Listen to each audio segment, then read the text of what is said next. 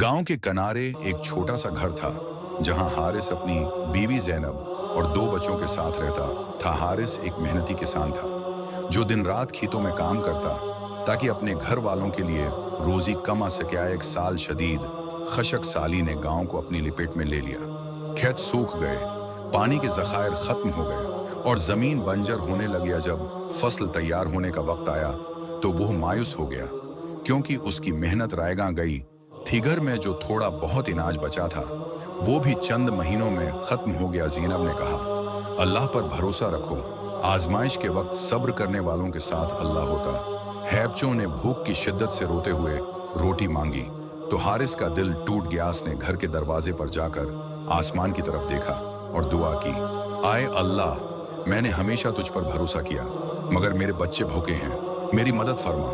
उसी दिन एक अजनबी गांव में आया जो प्यास की शिद्दत से बेहाल पानी की तलाश में हारिस के दरवाजे पर आया। ज़ैनब ने फौरन घर का आखिरी घड़ा उसके सामने रख दिया।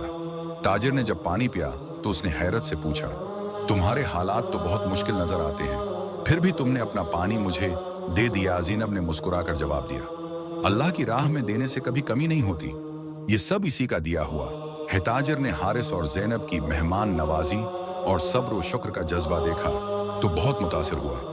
मैं एक कपड़े का ताजिर हूँ और मुझे अपने काम के लिए दयानतदार लोग चाहिए। अगर तुम चाहो तो मेरे साथ चलो, मैं तुम्हें काम दूं। हारिस की आंखों में आंसू आ गए।